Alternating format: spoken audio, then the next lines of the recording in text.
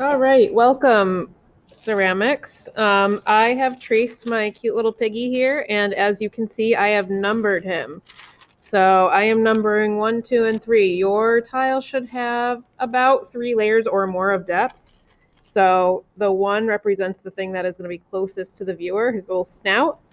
The 2 represents the face, and then the 3 is the inside of the ears, which I think I want to have a little deeper. Of course, this is all open to changing, but it gives me just a good idea of how to get going. So I have a slab here that I have rolled out.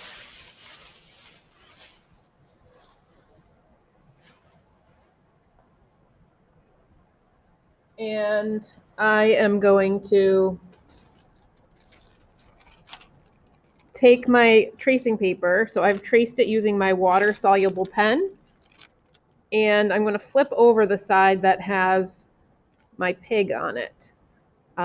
If you don't want the image backwards, you'll have to double trace it, so I can trace the back of this if I want to, but I'm not really that concerned.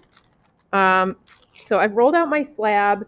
I rolled it out a bit thinner than my the slab that I started with.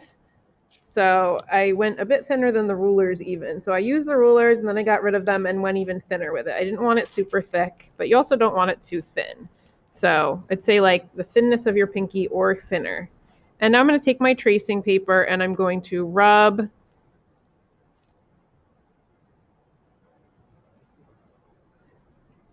the water-soluble lines into the clay. The water-soluble marker works because it's water-based and the clay is water-based, so it releases the ink. If you use any other kind of pen, it won't work. I used highlighter on here just to show you where the numbers were. I'm not looking for the highlighter to come off. I don't know if it will come off even.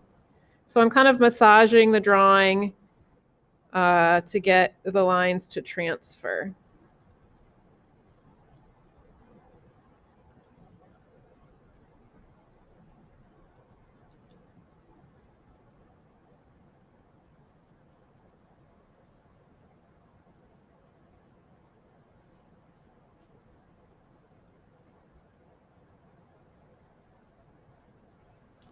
And then you'll want to keep the tracing paper for later because you might use it to trace some additional parts of your drawing. I'm going to lift this off.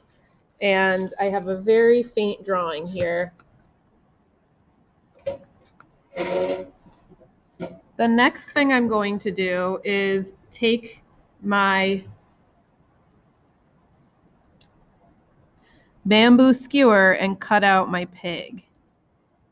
I have to be very careful because I want to maintain the nice shape. The other thing that I recommend doing, because these lines are not very dark, some of your markers might come out darker than this, is I want to go around and just outline ever so lightly the lines that have transferred. Because what will happen is when I go to cover this up with a bag and maybe add a little bit of wet paper towel of it over it, all of my lines will evaporate essentially. They'll get like sucked up with all the water. I'm going to keep cutting it out first and then outlining it.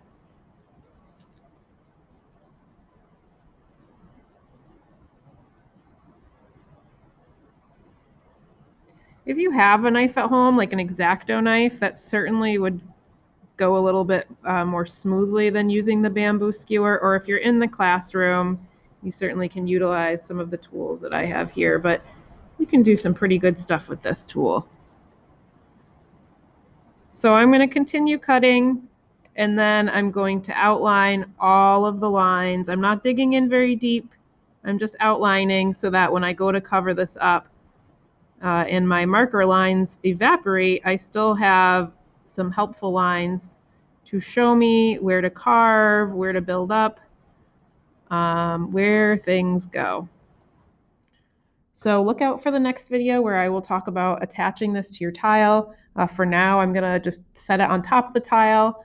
I'll talk about attaching it, creating some dimension with your carving, and building it up as well.